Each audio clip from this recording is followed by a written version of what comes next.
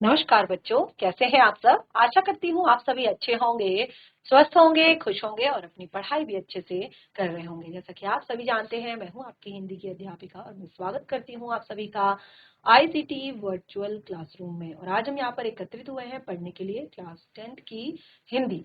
Class 10th की हिंदी में हम यहाँ पर पढ़ रहे हैं आज अपनी सेकंड बुक यानी कि कृतिका भाग 2, जिसका हम पढ़ रहे हैं सेकंड चैप्टर, जिसका नाम है साना साना हाथ जोड़ी। और ये पाठ लिखा गया है मधु कंकड़िया जी द्वारा। तो ये पाठ जो है एक यात्रा वृतांत के तौर पर यहाँ पर लिखा गया है, यानी कि ये पूरा यात्रा वृतांत है जिसमें मधु कांकड़िया जी ने अपनी पूरी यात्रा को बताया है कि किस तरह से उन्होंने यहाँ पर सिक्किम की पूरी यात्रा की। और ये बहुत ही सुंदर हमारा पाठ है, बहुत ही इंटरेस्टिंग चैप्टर है और काफी सारी चीजें इस पाठ से हमें सीखने को मिल रही हैं। तो चलिए शुरू करते हैं। सबसे पहले देखिए यहाँ पर क्या बताया गया है कि मैंने हैरान होकर देखा। देखिए यहाँ पर जो पूरी यात्रा का वर्णन उन्होंने किया है, इसमें आप देखेंगे कि काफी इंटरेस्टिंग तरीके से, काफी मजेदार तरीके से उन्होंने इस यात्रा का वर्णन किया है। वो कहती है, मैंने हैरान होकर देखा कि जैसे आसमान उल्टा पड़ा है। अब देखिए, आसमान उल्टा पड़ा है का क्या अर्थ है। आसमान में आपने देखा है कि जो रात का समय होता है तो पूरे आसमान पर चांद तारे सितारे जो है बिखरे हुए होते हैं और बहुत ही सुंदर नजारा होता है। आसमान का तारे टिमटिमा रहे होते हैं, तो बिल्कुल अगर उसको पलट कर जमीन पर कर दिया जाए तो ऐसा लगता है कि जैसे वो सारे सितारे जमीन पर बिखरे हुए हों। तो वो कहती है कि और ऐसा लगता है कि आसमान उल्टा पड़ा हो और सारे सितारे बिखर कर जमीन पर नीचे टिमटिमा रहे हो। ठीक है। दूर ढलान लेती तराई पर सितारों के गुच्छे सी रोशनियों की एक झालर बना रहे थे। दूर ढलान लेती तराई पर, जो तराई एरिया था नीचे, जो पहाड़ से नीचे की तरफ का, तो ऐसा लग रहा था कि गुच्छेदार रोशनियों की एक झालर उसमें बनी हुई है। वह क्या था? तो उनको बहुत ही ज्यादा आश्चर्य हुआ, ये क्या है। तो जब उन्होंने उस आश्चर्य में देखा तो वह रात में जगमगाता गैंगटॉक शहर था।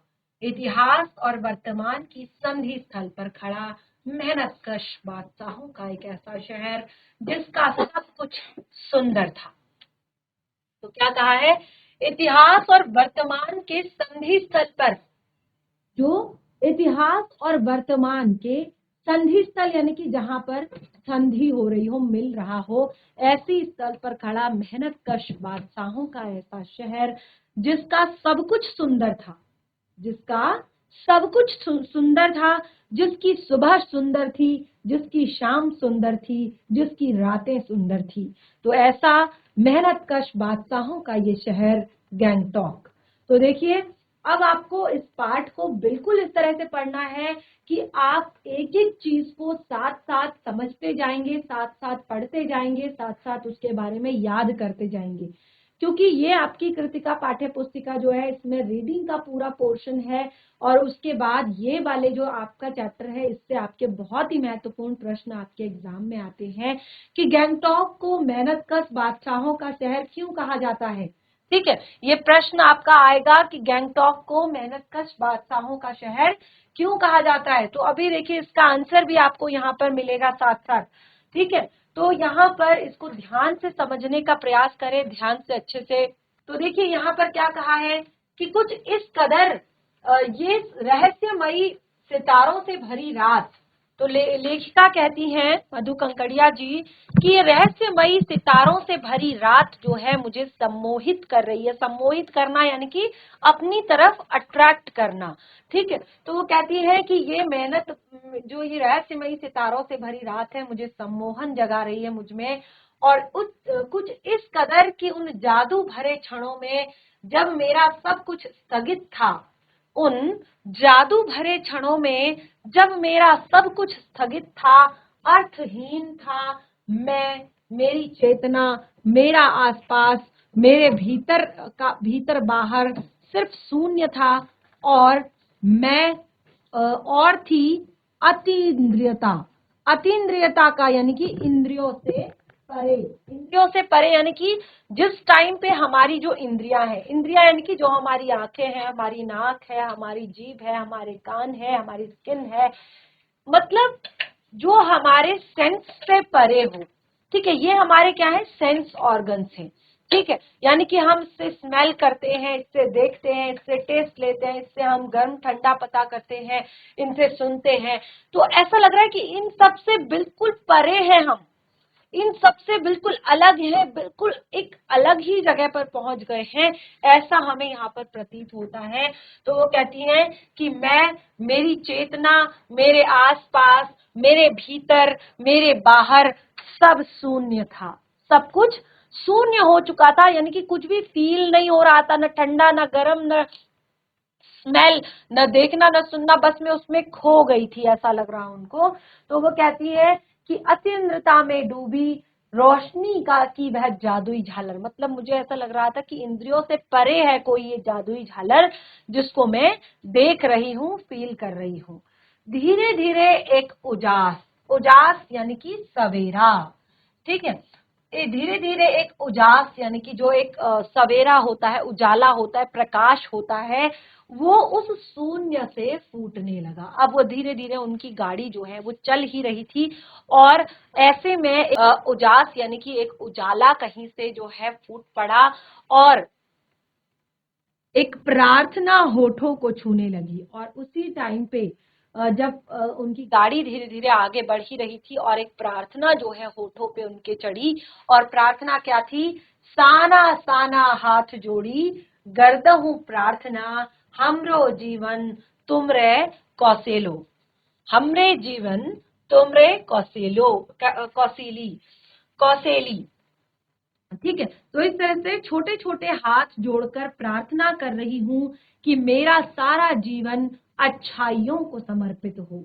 तो उनके मुंह पे देखिए, हम कभी मंदिर में आते हैं, मंदिर की तरफ जब हम मंदिर से गुजरते हैं तो तुरंत ही हमारे हाथ जो है अपने आप जुड़ जाते हैं।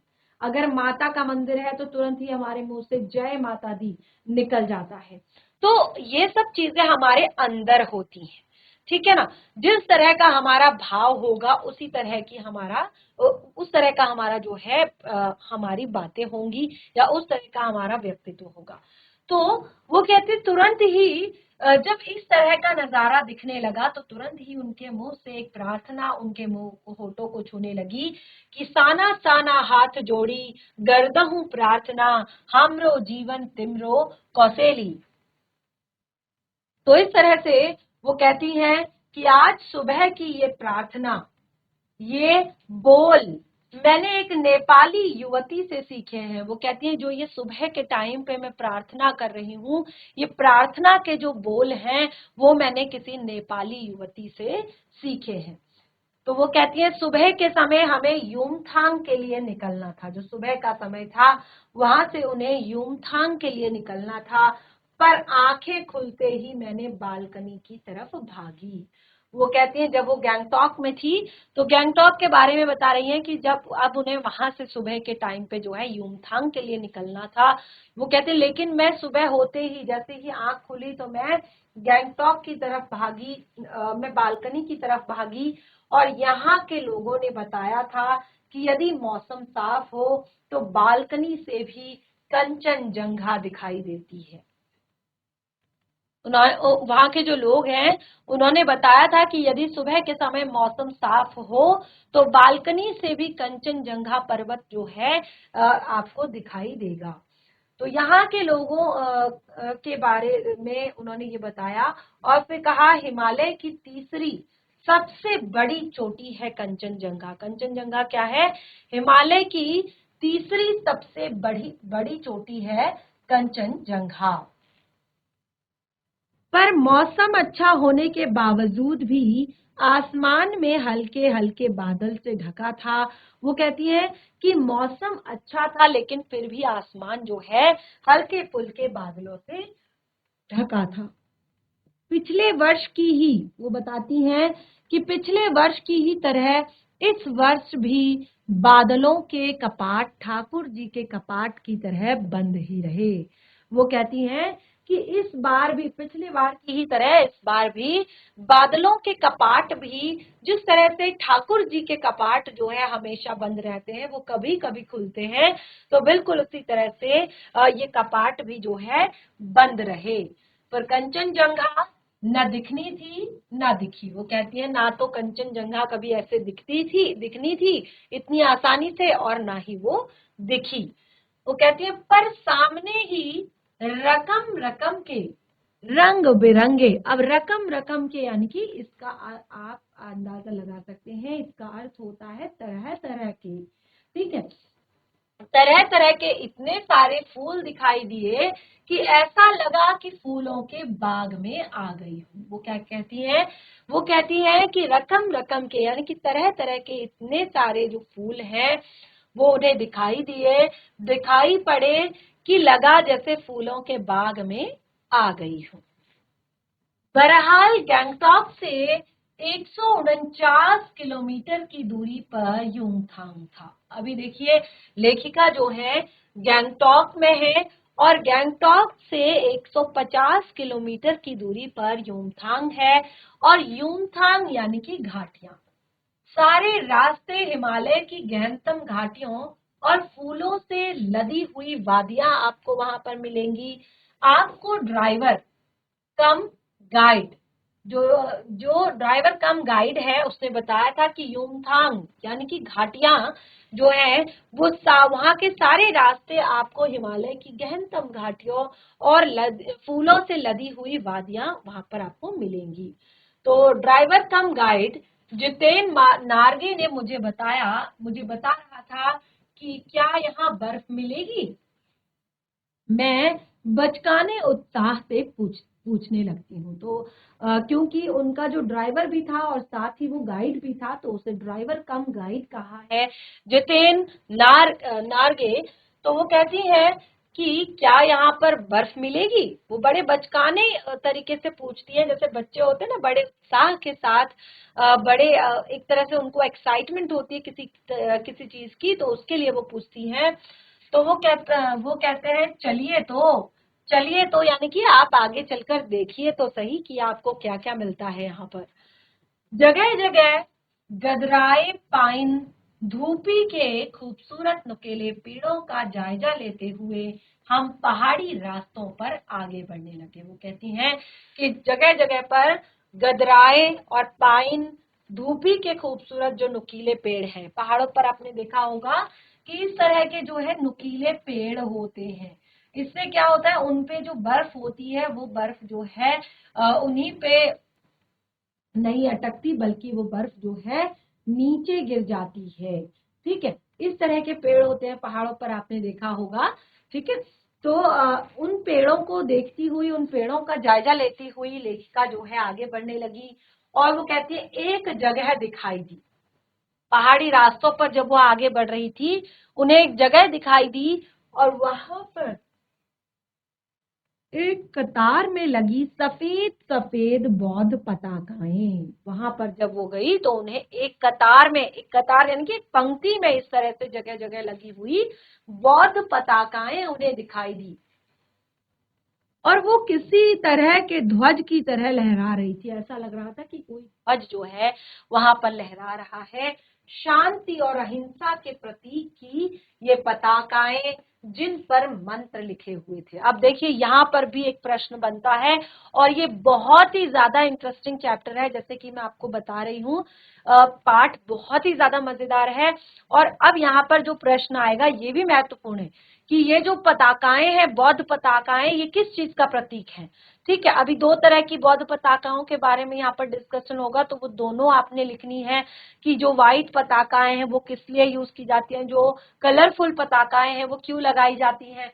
ठीक है, तो इसलिए मैं बोल रही हूँ कि ये जो रीडिंग वाले चैप्टर होते हैं इनको आपने साथ के साथ अच्छे से समझना होता है, और अच्छे से इसकी जरूरी टॉपिक्स जो है उन्हें पढ़ना होता है, समझना होता है, ताकि आपको एग्जाम में एक्स्ट्रा जो है मेहनत करने की जरूरत ना पड़े, आप इसको समझ के अच्छे से आंसर खुद से लिख दें। तो वो कहती है एक जगह जब वो पहाड़ी रास्तों पर आगे बढ़ने लगी तो एक कतार में सफेद बौद्ध पताकाएं वहां पर उन्हें दिखी। वो किसी ध्वज की तरह लहरा रही थी, और शांति और अहिंसा का प्रतीक ये पताकाएं थी। जिन पर कुछ मंत्र लिखे हुए थे। तो नार्गे ने बताया कि यहाँ बुद्ध की बड़ी मान्यता है, यहाँ पर जो है बुद्ध की, भगवान बुद्ध की बड़ी मान्यता है। और किसी भी बुद्धिस्ट की जब मृत्यु होती है, ठीक है, किसी भी बुद्धिस्ट की जब मृत्यु होती है तो उसकी आत्मा की शांति के लिए शहर से दूर किसी पवित्र स्थान पर 108, ध्यान रखिएगा कि जब भी किसी बुद्धिस्ट की मृत्यु होती है तो शहर से दूर किसी शांत इलाके में जो पवित्र स्थान पर, कोई जो साफ सुथरा पवित्र स्थान होता है, 108 श्वेत पताकाएं, 108 उसकी आत्मा की क्यों लगाई जाती हैं ये श्वेत पताकाएं? उसकी आत्मा की शांति के लिए लगाई जाती हैं और फहरा दी जाती है। और साथ ही उन्होंने कहा नहीं, ये उतारा नहीं जाता, यानी कि इन्हें उतारा नहीं जाता, ये सिर्फ टांग दी जाती है, इन्हें उतारा नहीं जाता। और ये धीरे धीरे जो है, क्योंकि हवा चलती है, तूफान आता है, पानी आता है, तो उससे ये धीरे धीरे अपने आप जो है नष्ट हो जाती है, अपने आप खत्म हो जाती है। तो लेखिका कहती है, फिर उन्होंने बताया कि कई बार, ठीक है, ये तो है कि वो जो पताकाएं लगाई जाती है वो स्वयं नष्ट हो जाती है, लेकिन कई बार कार्य की शुरुआत में भी ये पताकाएं लगा दी जाती हैं। जब किसी नए काम की शुरुआत हो रही होती है, कोई शुभ काम हो रहा होता है, तो शुभ काम में भी ये बौद्ध पताकाएं ऐसे ही पवित्र स्थानों पर जो है फहराई जाती हैं, लगाई जाती हैं। लेकिन इनकी जो खास बात है, जब ये जो किसी नए कार्य के अवसर पर अगर लगाई जाए तो ये कैसी होती है? रंगीन पताकाएं होती है, यानी कि कलरफुल होती है। फिर नार्गे बोलता जा रहा था और मेरी नजर उसकी जीभ पर लगी दलाई लामा की तस्वीर पर टिकी हुई थी। तो नार्गे जो है, जितेन नार्गे, वो अपनी बात को बोलता जा रहा था, पर लेखिका कहती है कि मेरी नजर तो उसकी जीप में लगी दलाई लामा की तस्वीर पर अटकी हुई थी। कई दुकानों पर भी मैंने दलाई लामा की ऐसी ही तस्वीर देखी थी। लेखिका कहती है कि कई दुकानों पर भी उन्होंने दलाई लामा की ऐसी तस्वीर जो है देखी थी। अब बताती हैं आगे किस तरह से उनकी जीप जो है, अब देखिए कितना सुंदर जो है यात्रा वृतांत उन्होंने बताया है, पूरी यात्रा का वर्णन किया है उन्होंने यहाँ पर, किस किस तरह के अनुभव उनको इस पूरी यात्रा के दौरान हुए, वो सारी बातें उन्होंने बताई हैं। तो देखिए आगे कहती हैं कि हिचकोले खाती हमारी जीप। अब देखिए क्योंकि पहाड़ी एरिया था, पहाड़ी रास्ता है, तो जीप जो है क्या कर रही है? हिचकोले खा रही है। हिचकोले खाना यानी कि खूब उछल कूद से चलना, ठीक है। हिचकोले खाती हमारी जीप थोड़ी और आगे बढ़ी, अपनी लुभावनी हंसी बिखेरते हुए जितिन बताने लगा। लेखिका कहती हैं मधु कंकड़िया जी कि जैसे हिचकोला खाती हुई हमारी जीप जो है आगे बढ़ रही थी, अपनी लुभावनी हंसी के साथ, अपनी मनमोहक हंसी के साथ जितिन जो है फिर बताने लगा कि इस जगह का नाम है कवि लॉन्गस्टॉक। कवि लॉन्गस्टॉक। फिर उन्होंने कहा यहाँ पर गाइड फिल्म की शूटिंग हुई थी। तिब्बत के चीज खे बमसन ने जब लेपचाओं के शोमेन से कुंजतेक के साथ संधि पत्र यहीं पर हस्ताक्षर किया था। तो देखिए जितिन जो है बताने लगता है उस जगह की वैल्यू को जहां पर वो जाते हैं, तो वो कहता है ये कि ये है कवि लॉन्गस्टॉक और यहाँ पर गाइड फिल्म की शूटिंग भी हुई थी। और वो बताता है कि तिब्बत के जो चीज के बमसन, उन्होंने लेपचाओं के जो शोमेन से कुंजतेक के साथ संधि पत्र साइन किया था यहाँ पर। और यह पत्थर यहाँ एक स्मारक के रूप में भी है। और वहां पर एक पत्थर भी था जो कि लेपचा और भूटिया, सिक्किम की इन दोनों स्थानीय जातियों के बीच चल रहे सुदीर्घ झगड़ों के बाद शांति वार्ता की शुरुआत थी। तो जब यहाँ पर लेपचा और जो भूटिया जातियां थी उनके बीच जब शांति वार्ता शुरू हुई थी, शांति वार्ता का जो प्रतीक था उसको एक स्मारक, उस पत्थर को यहाँ पर स्मारक के रूप में जो है लगाया गया था।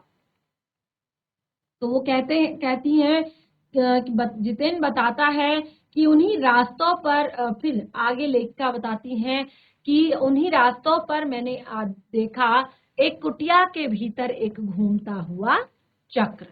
वो कहती है कि आगे मैंने देखा उन्हीं रास्तों पर एक कुटिया के भीतर जो है घूमता हुआ एक चक्र। क्योंकि अब देखिए जितिन जो है वो गाइड भी है, तो वो सारी चीजें उन्हें गाइड कर रहा था, बताता जा रहा था सारी चीजों के बारे में, सारी चीजें उन्हें बता रहा था। तो वो कहती है कि कुटिया के भीतर एक घूमता चक्र, वो कहती है यह क्या।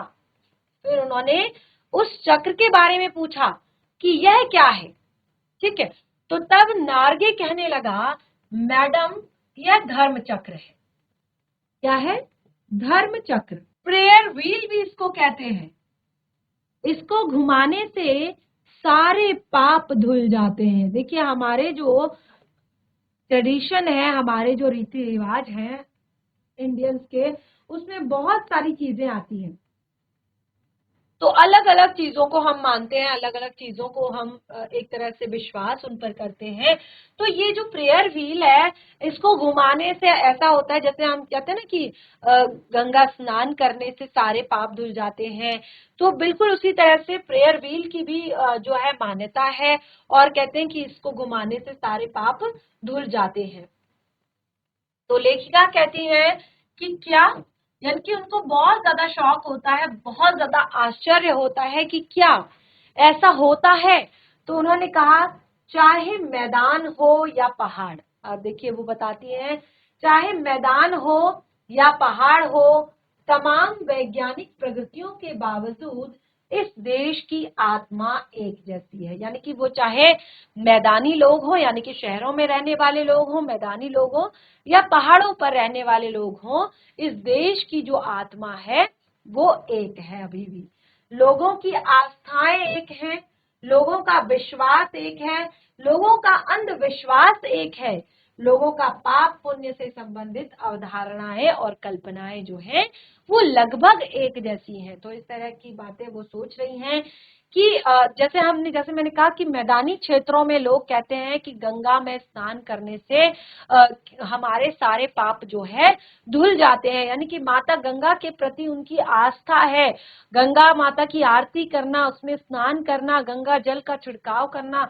ये सारी चीजें जो है हमारी आस्था का प्रतीक है। तो बिल्कुल यहाँ पर चाहे मैदान हो चाहे पहाड़ हो, देश की आत्मा जो है एक जैसी है। फिर चाहे वो आस्था हो, विश्वास हो, अंधविश्वास हो, चाहे कुछ भी चीजें हो, कल्पनाएं हो या पाप पुण्य से संबंधित कोई भी अवधारणाएं हो। तो इस तरह से अब वो कहती हैं रफ्ता रफ्ता, रफ्ता रास्ता यानी कि धीरे धीरे, रफ्ता रफ्ता हम ऊंचाइयों की ओर बढ़ने लगे। यानी कि अब धीरे धीरे युमथांग उन्हें जाना था, गैंगटोक से वो निकले थे, तो वो धीरे धीरे अब ऊंचाइयों की ओर बढ़ने लगे।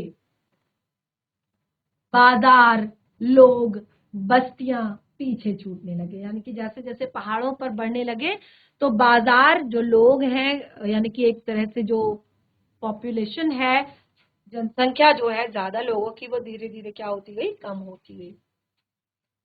अब परिदृश्य से चलते चलते स्वेटर बुनती नेपाली युवतियों और पीठ पर भारी भरकम कार्टून ढोलते बौने से दिखते बहादुर नेपाली ओझल हो रहे थे। बाजार पीछे छूट रहे थे, बस्तियां पीछे छूट रही थी। तो जो अभी तक उनको परिदृश्य से, यानी कि अपनी खिड़की से जो उन्हें दिख रहे थे, स्वेटर बुनती हुई युवतियां जो दिख रही थी, पीठ पर भारी भरकम एक तरह से सामान लादे, जो सामान ढोते जो बहादुर यानी कि नेपाली जो लोग थे, अब वो ओझल हो रहे थे। और वो कहती है अब नीचे देखने पर घाटियों में ताश के घरों की तरह पेड़ पौधों के बीच छोटे छोटे घर दिखाई दे रहे थे। और अब जब वो काफी ऊंचाई पर पहुंच गए थे तो वहां से उन्हें नीचे घाटियों में जब वो झांक रहे थे तो ऐसा लग रहा था जैसे ताश के घर जो है बिखरे पड़े हों पेड़ पौधों के बीच में, बिल्कुल छोटे छोटे से वो प्रतीत हो रहे थे।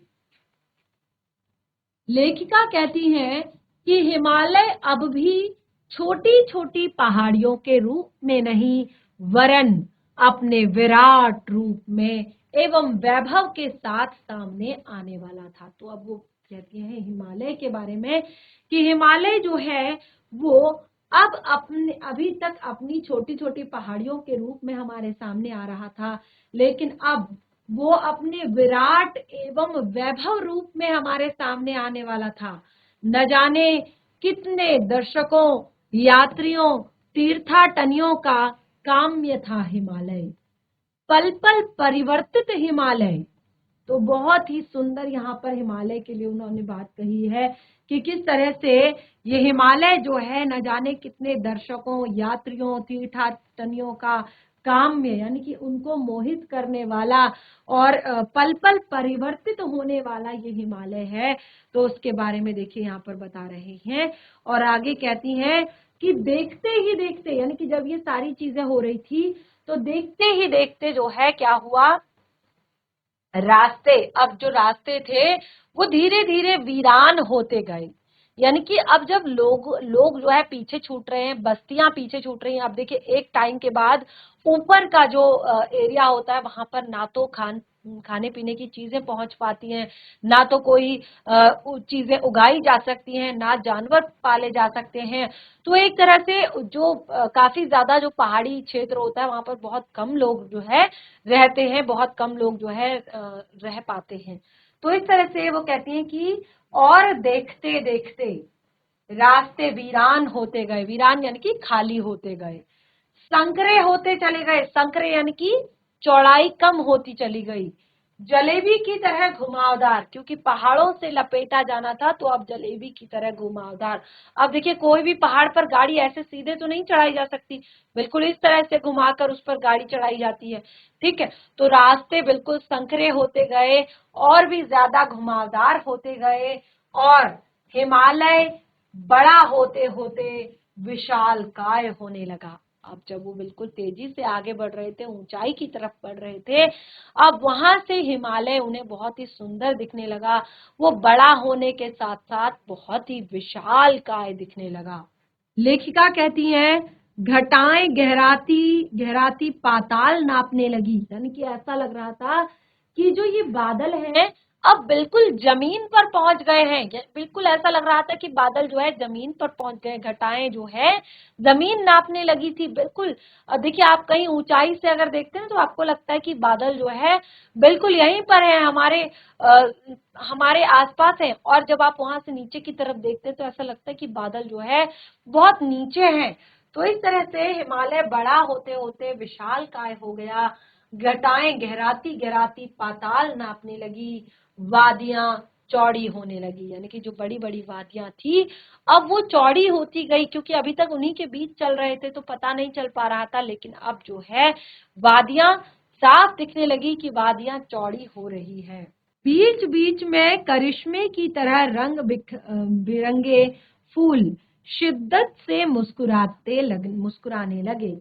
तो बीच बीच में जो ऐसा लगता था कि बीच बीच में जो है करिश्मे की तरह जो फूल हैं बड़ी ही शिद्दत के साथ यानी कि बहुत ही एक तरह से प्रबलता के साथ, प्रसन्नता के साथ ऐसा लग रहा था कि मुस्कुरा रहे हैं उन भीमकाय पर्वतों के बीच में। और वो पर्वत जो थे भीमकाय, भीम यानी कि भीम के बराबर, काय यानी कि शरीर, बहुत बड़े एक संरचना वाले वो जो पहाड़ थे। तो ऐसा लग रहा था वो पर्वतों के बीच और घाटियों के ऊपर बने संकरे कच्चे पक्के रास्तों से गुजरते, यूं लग रहा था जैसे हम किसी सघन हरियाली वाली गुफा के बीच हिचकोले खाते निकल रहे हैं। तो लेखिका कहती हैं कि जो वादियां थी नीचे की वो धीरे धीरे धीरे जो है चौड़ी होती गई और फिर बीच में करिश्मे की तरह कहीं कहीं पर रंग बिरंगी फूल मिल जाते। और वो कहती हैं कि अगर हम वहां के जो कच्चे पक्के रास्तों से जब हम गुजर रहे थे तो हमें ऐसा लग रहा था कि जैसे हम किसी सघन हरियाली वाली गुफा के बीच से हिचकोले खाते निकल रहे हो। तो देखिए यहाँ पर ये सुंदर सा चित्र, बहुत ही प्यारा सा जो चित्र यहाँ पर दिया गया है, ये चित्र यहाँ पर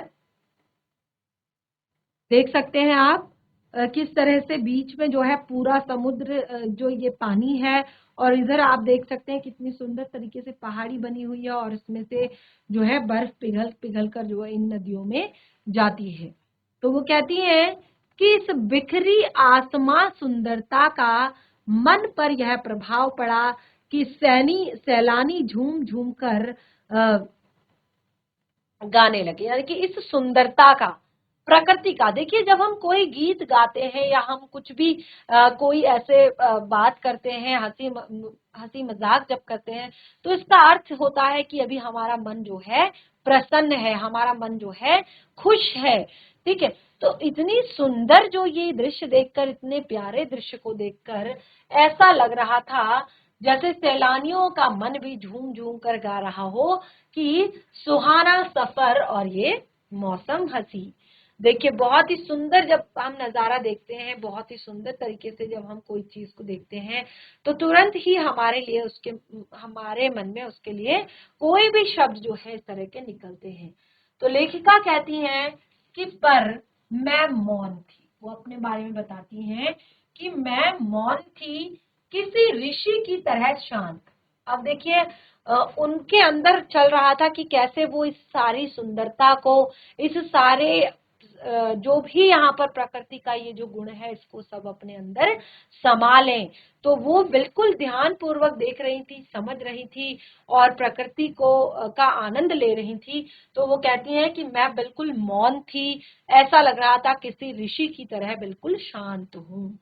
वो कहती है कि मैं चाहती थी कि इस सारे परिदृश्य को, यानी कि जो ये दृश्य दिख रहा है, जो ये पूरा परिदृश्य दिख रहा है, वो कहती है मैं चाहती थी कि मैं इस सारे परिदृश्य को अपने अंदर समेट लूं, अपने अंदर भर लूं, और पर मेरे भीतर भी कुछ बूंद बूंद करके पिघलने लगा था। यानी कि ऐसा लग रहा था जैसे उनके मन में जो एक तरह से कोई भी ऐसा द्वेष हो, कोई भी कलह हो, कोई भी ऐसी चीज हो, ऐसा लग रहा था कि यहाँ पर आकर वो सब कुछ पिघल चुका है, वो सब कुछ जो है खत्म हो चुका है, असली जो ज्ञान है वो प्राप्त हो चुका है। तो वो कहती है कि जीभ की खिड़की से मुंडकी, मुंडकी यानी कि अपना सर, जीभ की खिड़की से अपनी मुंडकी निकाल निकाल मैं कभी आसमान को छूते पर्वतों के शिखरों को देखती, तो कभी ऊपर से दूध की धार की तरह झरझर गिरते जल प्रपातों को।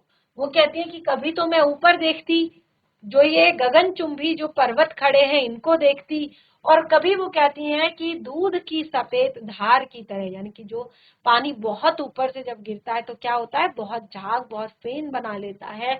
तो वो कहती है कि दूध की धार की तरह झरझर गिरते इन जल प्रपातों को भी, इन सब चीजों को ऐसा लगता है कि मैं अपने अंदर जो है समेट लूं।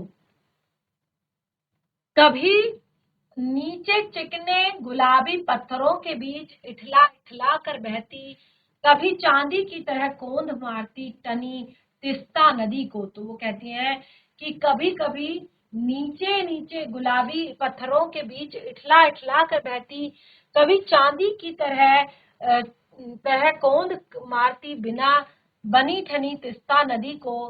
सिलीगुड़ी से हमारे साथ ही थी, जो तिस्ता नदी थी सिलीगुड़ी से, वो लेखिका कहती हैं कि हमारे साथ ही थी, यानी कि हम उसके साथ ही चल रहे थे तिस्ता नदी पर। यहाँ पर उसका सौंदर्य अपनी पराकाष्ठा पर था। तो वो क्या कहती हैं, वो कहती हैं कि यहाँ पर जो उसका सौंदर्य था, उसकी सुंदरता थी, वो अपनी पराकाष्ठा पर थी। पराकाष्ठा यानी कि अपने चरम पर था उसका सौंदर्य। किसका? तिस्ता नदी का जो सौंदर्य था वो अपने चरम पर था। वो कहती हैं कि इतनी खूबसूरत नदी, इतनी सुंदर नदी, तिस्ता नदी के बारे में कहा है कि इस जगह पर देखिए, अभी तक वो हमारे साथ आ रही थी, लेकिन क्योंकि आपने देखा होगा पहाड़ों पर जो रोड बनी होती है ज्यादातर नदी के किनारे बनी होती है, तो तीस्ता नदी के किनारे वो सड़क थी और वो कहती है अभी तक हम रोड के किनारे आ रहे थे, लेकिन यहाँ पर उसका नदी का जो रूप सौंदर्य था वो देखने लायक था। वो कहती है उसका सौंदर्य अपनी पराकाष्ठा पर था, इतना खूबसूरत नदी उन्होंने पहली बार कभी नहीं देखी। वो कहती मैं रोमांचित थी, मैं पुलकित थी और चिड़ियों के पंखों की तरह बिल्कुल हल्की थी, यानी कि बहुत ज्यादा जो एक मन में चीजें होती हैं सब कुछ खत्म हो चुका था, बहुत मन शांत और हल्का लग रहा था। तो इस तरह से आज हमने इस पार्ट में बहुत ही सुंदर चीजें जो है यहाँ पर डिस्कस की, और नेक्स्ट सेशन में हम इस पार्ट से पहले इन्हीं महत्वपूर्ण तत्वों को यहाँ पर एक बार रिवाइज करेंगे, उसके बाद अपने इस टॉपिक को आगे कंटिन्यू करेंगे। तो आप घर पर एक बार इस पार्ट को पढ़िए, कोई भी डाउट हो तो उसे क्लियर कीजिए। तब तक के लिए धन्यवाद। आपका दिन शुभ हो।